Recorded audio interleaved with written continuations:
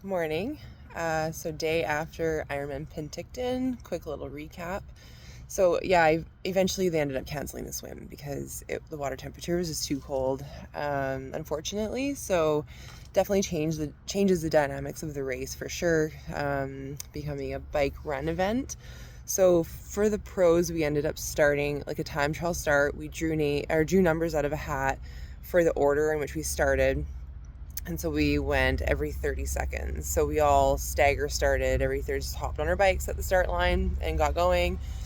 So it was it's tough because then on the course, you don't really know where you're at with other people. So people from behind you pass you, they're way ahead of you, but you don't know how far ahead because of the way you start. But then you pass people in front of you and you know that you're quite a bit farther ahead, but you don't really know. So at the end of the day, my strategy was just do the best I can and sort of remember who's in front of you and who's behind you in terms of like people that you're competing with. But anyways, so that was interesting, but it was a beautiful day otherwise. Really chilly going out with a lot of shade from here to Soyuz, but I loved it. I'm a warm athlete, so I thrive in the cold. So we didn't actually get sunshine until probably closer to like Richter's Pass or Karamias, but didn't get too hot yesterday. Pretty favorable wind, I would say, on the bike. Like I've never gone under 5 hours on that course. I've come close, without actually doing the full 180. I've been like, oh, like extrapolate the time. I might have been about 5 hours, but I was like well under 5 hours. And I was the fourth fastest bike split. So there were a couple like Jody, I think was like 450. I was like 454 or something like that. But yeah, some wicked fast times on the bike, which is super fun and motivating. I definitely get more excited when I'm going fast. Felt amazing on the bike. Like I've never felt that good from start to finish. Like I finished the bike and I was like, I usually dread the marathon and I was like, let's do this. So I got up to the top on the run. I got to the top of the turnaround 5K in like 22 minutes. It's like uphill. I saw my coach at the bottom and yeah, I was like, patience, patience. I'm like, I'm good. I was like, I feel great.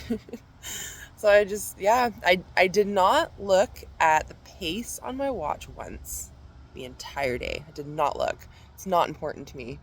I just kept moving. I kept like feeling good, like staying in tune with myself, like dialing my nutrition, listening to my stomach, listening to my energy, listening to my legs.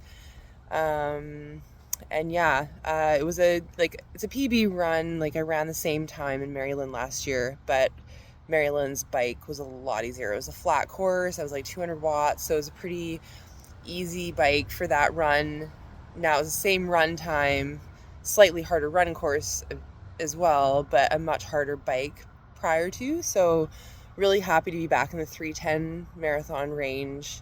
Now the game is to get some consistency so I can build from that and get myself down to like the low 3 hour range, which is sort of like it's the standard now. Everyone's running 3 hours or better or way better. So yeah, very encouraging, very fun. So fun having friends and family, and like the streets were just lined with people, so many people cheering, and like people on course cheering, seeing friends on course that are racing, and it was just such a fun day, like start to finish. I just felt like it was the day that I had dreamt of, like when I signed up to come here.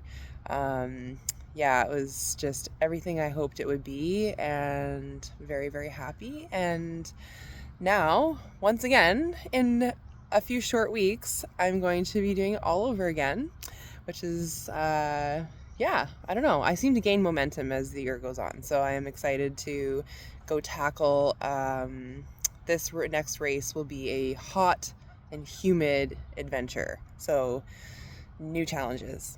Anyways, have a great day, guys. Thanks a lot for the cheers.